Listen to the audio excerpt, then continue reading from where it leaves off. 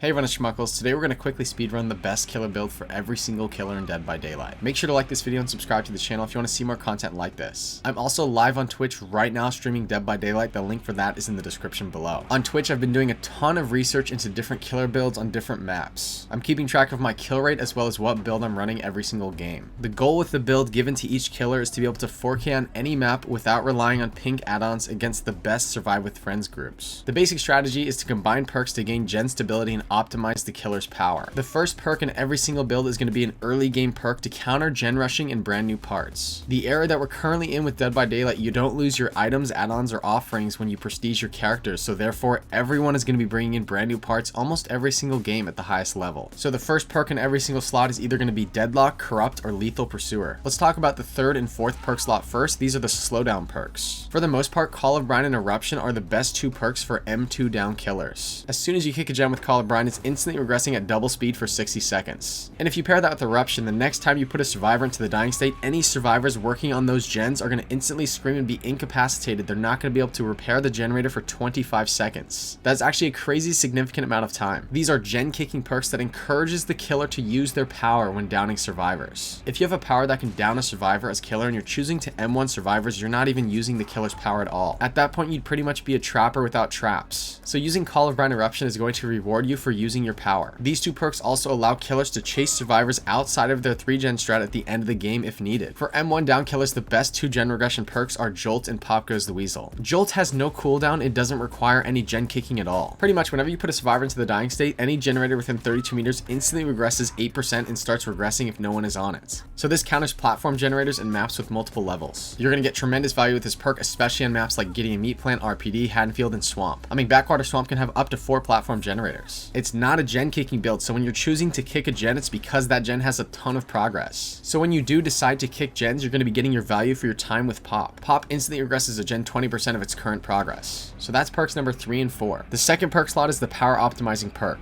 Killers with good map mobility like Hillbilly, Freddy, Nurse, Sadako, and Blight should consider Barbecue and Chili. Killers who give survivors a second objective like Pig Boxes, Cenobite Box, and Wesker Med Spray should consider Hex Pentimento and Hex Plaything together. Killers with instant downs like Hillbilly and Bubba should consider Nowhere to Hide stacked on top of their Call of Brine Eruption. Also, in general, with these types of killers, Infectious Fright and Tinker are good options too. But the best power optimizing perk for killers with ranged attacks and instant downs is Nowhere to Hide. It's way better than Barbecue and Chili because the survivors that you're going to see are right next to you. Killers who are only M1 while in chase, so they're pretty poor in chase, should consider chase perks like Save the Best for Last, Dissolution, or Bamboozle. Stealth killers should consider running Discordance or Fearmonger. For most 4.4 killers, running Deadlock as the power optimizing perk on top of the early game perk Corrupt Intervention is what I run. 4.4 meters per second killers are super slow and can't get across the board to stop a lot of gens that need to stop, so we have passive Deadlock doing that for us. And the first perk slot in all these builds are going to be the early game perk. This is either going to be Corrupt Intervention, Lethal Pursuer, or Deadlock. Corrupt helps preserve a 3-gen strat most of the time. I always put Corrupt on prep-based killers like Trapper, Hag, and Demogorgon. I put Lethal Pursuer on faster killers who are M1 down killers. On every single M2 killer, I'm going to be running Call of Brine Eruption, meaning that not fighting survivors right away is okay. All you have to do is kick the gen with Call of Brine Eruption. Then you can move to a different area, and the next time you down a survivor, the survivor that was working on that gen is incapacitated for 25 seconds. Or maybe your build is running Nowhere to Hide, so you can kick the gen and instantly see where they are anyway, so you don't even need Lethal Pursuer. But the M1 killers don't have Call of Brine Eruption, so if they're fast M1 killers like for example the Wraith, then I run Lethal Pursuer. So I said Lethal Pursuer does not go in M2 down killers. And then for every single other killer, so killers that are not prep based and killers that are not faster M1 killers, I run Deadlock.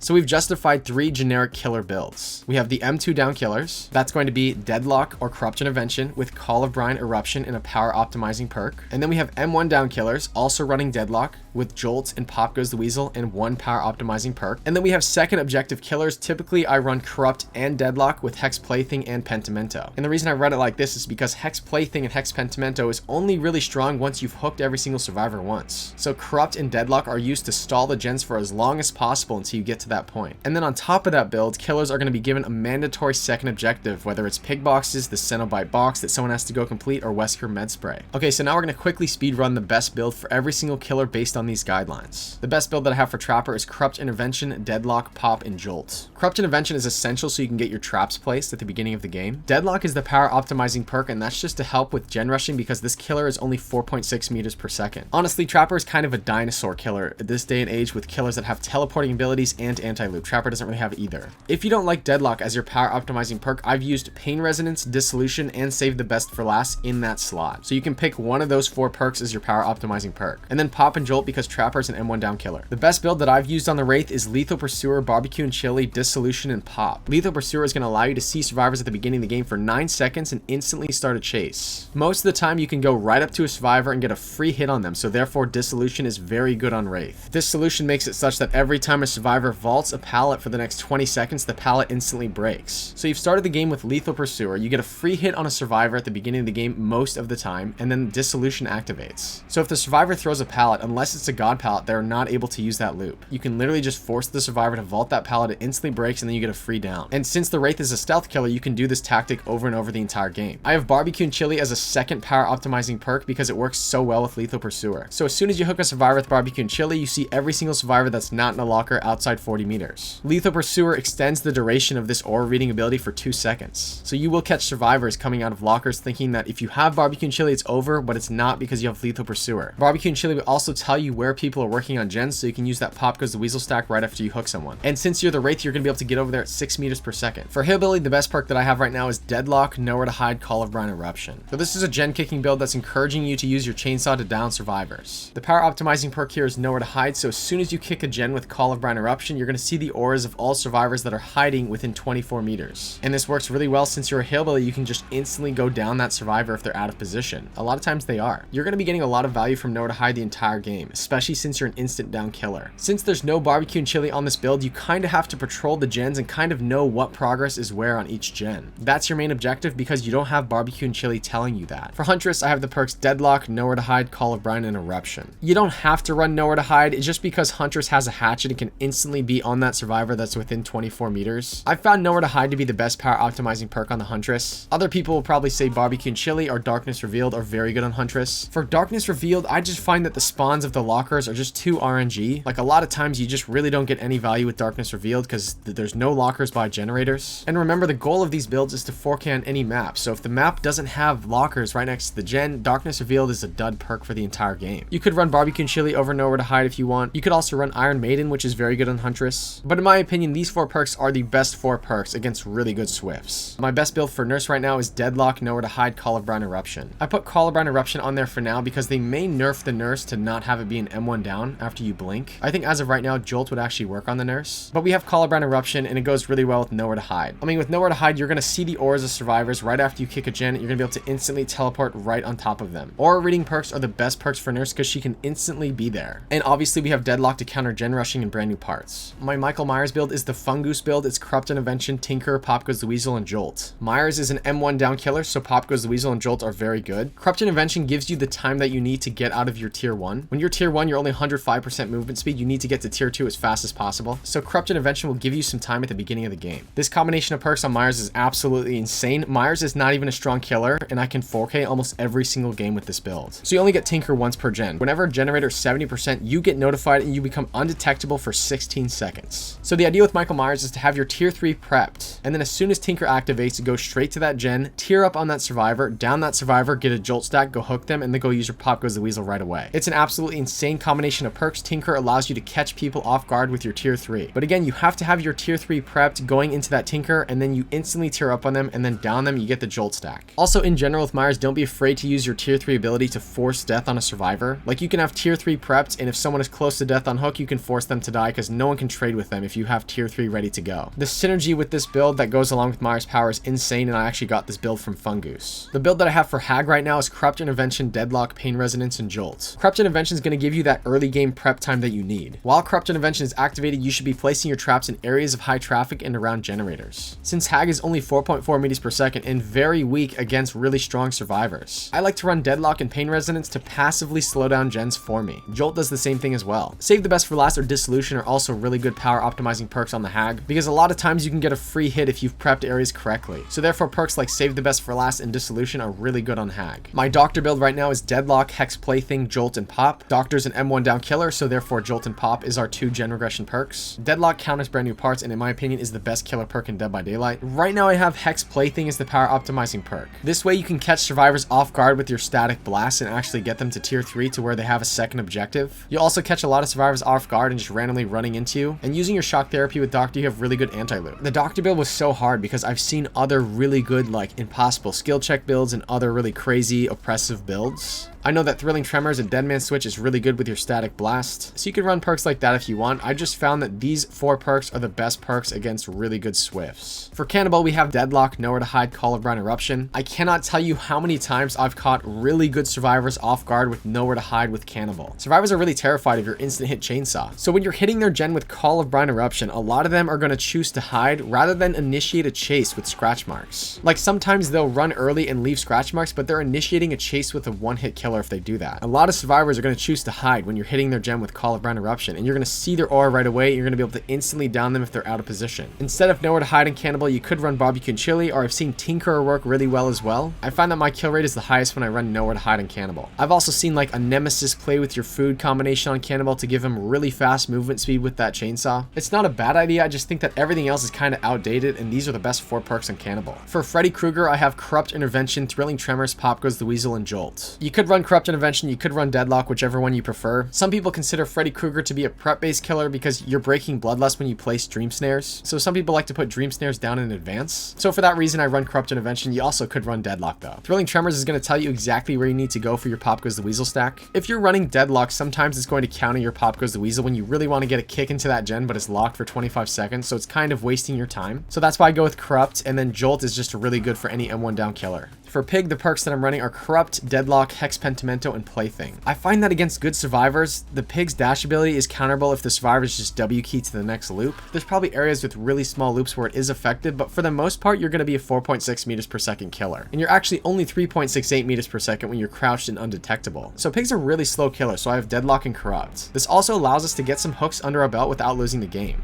So Corrupt and Deadlock give us that early game stall that we need to get hooks so we can get Hex Plaything and Hex Pentimento going. Hex Pentimento and Deadlock are our gen regression perks on this build. The pig boxes give survivors a mandatory second objective, so that's going to stall the game. And then if they're going to break every single totem twice, that's also going to stall the game. And then Deadlock's also going to stall the game too. So the idea with this pig build is to capitalize on the fact that the pig gives a second objective and you're going to give survivors a third objective. So that gives you all the time that you need to eliminate a player as fast as possible. They literally have too many things to do, especially with the pig's power. If you don't like this build, I've seen a lot of pigs also run Save the Best for Last. If you can find a way to use your dash on the obsession, you can save stacks. Also, Monitor and Abuse and Whispers is a pretty good combination on pig. It's a bit outdated in my opinion. I find that these are the best 4 perks on pig. For Clown, my build is Deadlock, Save the Best for Last, Pop Goes the Weasel, and Jolt. We have those 2 gen regression perks because Clown is an M1 down killer. Save the Best for Last is the power optimizing perk to really shorten those chases. And on top of Save the Best for Last, you can use your bottles in a lot of ways to really shorten chases. You can obviously use your bottles in loops to give survivors reduced movement speeds to get free hits on survivors. Save the Best for Last really helps you get that second hit, especially if you're out of bottles. I've also seen this strategy where when you're right behind a survivor, you throw a yellow bottle on them, you smack them and they get a sprint burst. While your recoil is resetting, you actually get the sprint burst from the yellow bottle. And on top of that, you have Save the Best for Last. For Spirit, I have the perks Deadlock, Nowhere to Hide, Pop Goes the Weasel, and Jolt. We have Pop Goes the Weasel and Jolt on Spirit because she's an M1 down killer. I've seen a lot of Spirits run Strider as the power optimizing perk. That's a pretty good option. Tinker is also a really good option for the power optimizing perk because Spirit can just be right on the gen right away. I have Nowhere to Hide right now as my power optimizing perk. Nowhere to Hide is so strong on Spirit because she can use her ability to instantly phase right on top of that survivor. Any killer that has a ranged attack or an M2 down, Nowhere to Hide is S tier.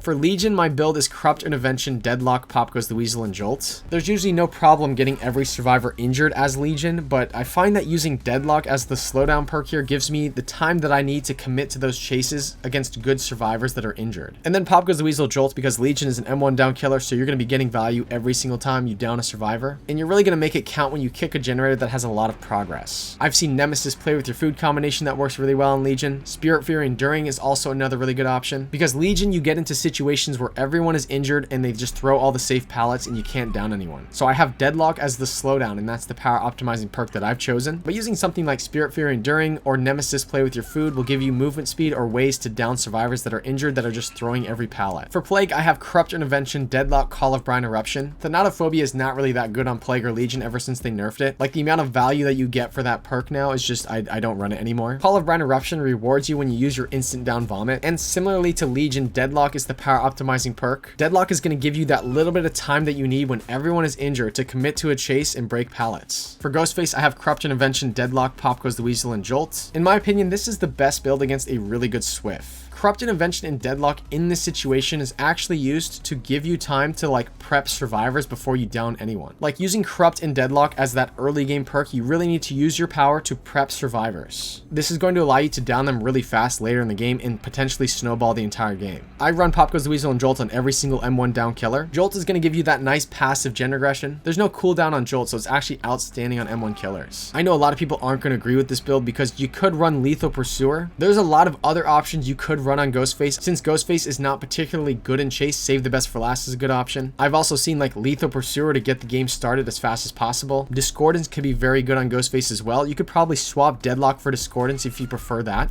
In theory, using Discordance on Ghostface should be really good against survivors. You're going to be completely undetectable and you're going to know exactly where survivors are and you're going to get free stock on them. So you could run Discordance over Deadlock here. I just find at the highest level in the game against really good Swifts, these 4 perks are the best perks. For Demogorgon, I run Corrupt Intervention, Save the Best for Last, Pop Goes the Weasel, and Jolt. I use Corrupt Intervention so you can prep the map with your portals. I place portals right next to the generator, and sometimes I place a second portal right around the corner from the generator. So with Corrupt Intervention over Deadlock, you only have 4 generators that you have to prep at the start of the game instead of 7. Save the Best for Last is the best power optimizing perk on Demogorgon because you can use your Shred on the Obsession to preserve stacks every single time. There's no other killer in DBD that has an easier M2 ability that can only bring the survivor down 1 health state, right? Like Save the Best for Last makes no sense if you have an M2 instant down ability. Save the Best for Last is best used if you have an M2 ability that can only damage 1 health state. There's other killers that can do this, but their power is not as easy to use as the Demogorgon. Pretty much M1 every single survivor that isn't the Obsession and M2 the Obsession.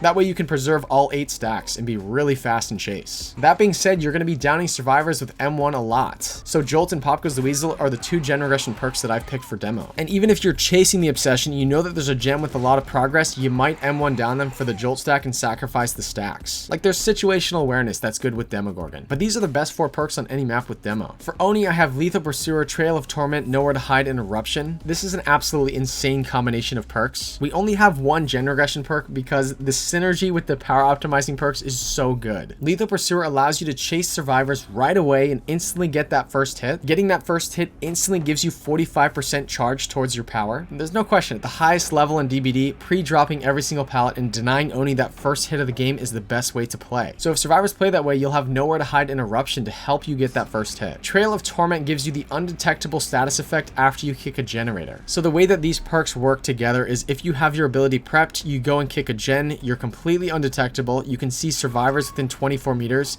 you can pop your ability, you can instantly down any survivors nearby. And a lot of times survivors are not going to be able to react to the movement speed of Oni. They're not going to know that you have Nowhere to Hide. It's going to be a free down a lot of the time. If you kick a gen and you can see that no one's around with Nowhere to Hide, you can wait to use your ability and go up to someone completely undetectable and then pop your ability then. Also in general, when you're kicking gens and using your ability as Oni, you're going to be flying through the map completely undetectable. You're going to catch survivors way out of position. Like the idea of using your ability while you're undetectable on Oni is insane.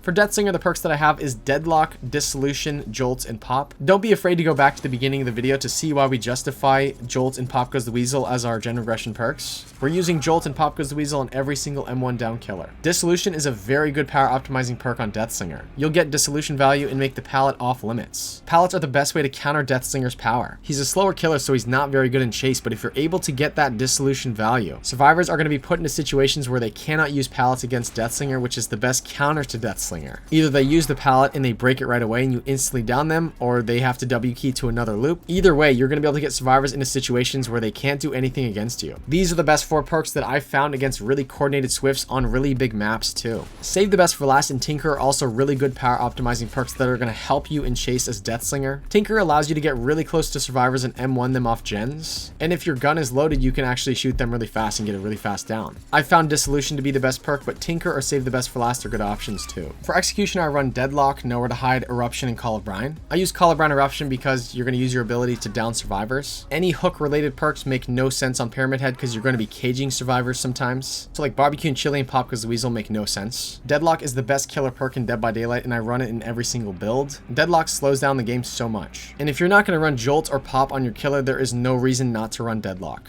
Because if Deadlock is activated on a gen, you're not going to get Pop or Jolt value. But with this build, we're running Call of Brine Eruption, so Deadlock is the best possible perk we can have on Executioner. With Nowhere to Hide, you're going to be able to instantly see survivors and use your ability and get free hits all the time. This build is all about gen kicking synergy, because you're going to be kicking a lot of gens and you're going to be getting Nowhere to Hide value every single time you kick a gen with no cooldown. If there's no one around or someone is running Distortion, you can rotate to another gen and try and get it down as fast as possible using Nowhere to Hide there, and then you get Eruption on any gens that you kicked already. Those close quarter aura reading abilities are really good on Pyramid Head. I'm talking perks like Scourge, Floods of Rage, Nowhere to Hide, I'm All Ears. They're very good. Some people prefer I'm All Ears on Executioner over Nowhere to Hide. I'm All Ears is a good option. I mean, if they're going through the vault, there's a good chance you can already hit them anyway. So you might not even need I'm All Ears if you're already getting a hit on them. But if you have Nowhere to Hide and Call of Brine, you're going to be regressing that gen at double speed, and you're going to instantly apply pressure to them, and they're not going to be able to stop the Call of Brine. For Blight, I have the perk Deadlock, Barbecue and Chili, Call of Brine Eruption. Barbecue and Chili is my power optimizing perk on the Blight.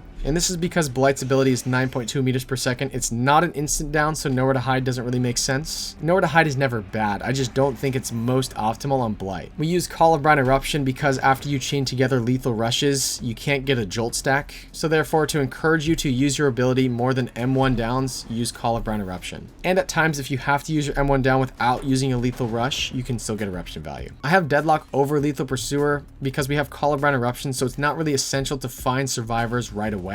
You could run Lethal Pursuer and it would be very good on Blight because he has increased movement speed. Even at the beginning of the game, if they're like hiding and you can't get that first chase going, you'll at the very least be able to get Eruption on multiple gens and then Deadlock to stop the second gen from popping. So I ought to run Lethal Pursuer on Blight. It would be pretty good with Barbecue and Chili, but I find Deadlock is better on Blight than Lethal. For Twins, the build that I'm running is Corrupt, Deadlock, Call of Brine Eruption. You're going to be able to down people with Victor and not even necessarily hook them, so Jolt and Pop don't really make sense. So in those situations when you have to leave that person slugged or you can't get across the map to hook that person as Charlotte, you're still going to get Eruption value. If we had been running Pop Goes the Weasel, you wouldn't get value every single down, but if you run Eruption, you get value for every single down. I haven't really found that many good perks that assist the power on Twins. I know some Twin mains out there may disagree with this as the best build. Like you could run perks like Thanatophobia or like Sloppy Butcher or Nurse's Calling. You could also run Deadman Switch or Scourge Pain Resonance. I don't like running Scourge Pain Resonance, to be honest. I know it's a very popular perk and you get really good value from it when it works, but I just find that on maps like Midwich, The Game, and RPD, sometimes the hook spawns are just completely RNG and you get no value from the perk. The build is designed to be the best build for every single map. So Scourge Pain Resonance has been a little bit too RNG, especially with like Midwich hook spawns. Sometimes with Scourge Pain Resonance, it's just like, oh, you're out of luck. On Twins, perks like Scourge Pain Resonance and Deadman Switch sometimes aren't that good because you're not going to be able to hook every single survivor you down. I think probably at the sweatiest level with the Twins is you want to get everyone injured and then slug everyone with Victor. Like, it's not anyone who plays Twins' fault, but the best way to 4K as Twins is to slug the shit out of the entire team. Like, that's the way the power mechanically is designed. So with Call of Brine Eruption, you're getting value for every single down. Corrupt and Deadlock are going to help passively stall the game for you. And then at that point, it's kind of up to you to make decisions when to use Victor, when to not use Victor. You could run Scourge Gift of Pain on Twins, which is pretty good. Each time a survivor is unhooked from a Scourge hook, they suffer from Hemorrhage and Mangled. And then once they're healed, they have a 16% action penalty on like healing and repairing generators until they're injured again. The Hemorrhage and Mangled status effects seem like they'd be pretty good with Victor, because then survivors that are healing each other have their progress stopped when interrupted with Victor. The thing that stops me from running that perk is I'm just imagining like you get a really bad map and really bad Scourge hook spawns against a really good Swift. And if that's the case, I don't think any perks are better on Twins than these four right here. I have the same exact build for the same exact reason on Trickster as well. I think instead of Corrupt, you could run something like Save the Best for Last or Bamboozle. or some sort of play with your food build to help increase your movement speed. This guy is really weak in chase. We have Colubrine Eruption to reward you for getting downs with your blades. I've just found that Corrupt and Deadlock are better than any chase perks on Trickster. You need at least Corrupt or Deadlock to stop brand new parts and gen rushing at the beginning of the game. You could run Darkness Revealed and Iron Maiden on Trickster. I think that Darkness Revealed is not consistent enough on every single map. There's a lot of dead zones or areas with no lockers on maps where you get no value with that perk. To say that you'd want to run Iron Maiden on Trickster is kind of like saying you want to run Brutal Strength on any killer that's going to kick gens. Just because you're repeating the action over and over a little bit faster, I don't know how much that's going to help unless it's like directly in chase, like save the best for last. I think people might disagree with this, but this is the best build that I've found with Trickster. I think Discordance and Tinker are also like decent perks on Trickster. I really don't think Tinker is good enough to be on Trickster. Trickster is so slow, so a lot of times he's not going to be able to stop the gen from popping. And maybe there's some combination of chase perks where you can actually get some value on Trickster. I just found that this build is better than those. My build for Nemesis is Deadlock, Nowhere to Hide, Colubrine Eruption. To encourage you to actually use your M2 ability, Colubrine Eruption is going to be better than Pop and Jolt. I have Nowhere to Hide as my power optimizing perk. I really think Nowhere to Hide is one of the best new perks in the game. I've also seen Save the Best for Last or Tinkerer as the power optimizing perk, but Nowhere to Hide has been the best perk. It's been the most consistent perk for me. The perk build that I have for Cenobite is Corrupt, Deadlock, Hex Plaything, and Hex Pentimento. And the idea here is that Pinhead already gives survivors a second objective to go complete the box. So if you force them to also have to break every single totem twice, that's giving them a crazy third objective and stalling the game out entirely. And if you throw Deadlock into the equation, there's just not enough time to complete everything that they need to complete. Corrupt Intervention paired with Deadlock gives you time to actually get some hooks. That way you actually have time to get your Plaything and Pentimento set up. If you don't want to go the third objective route with Plaything and Pentimento, there's other gen regression builds you could run. I think that Deadlock, Hoarder, Jolt, and Pop would be very strong on Pinhead. Hoarder gives you a notification when a survivor picks up the box. That way you can stop them from completing it and continue the chain hunt.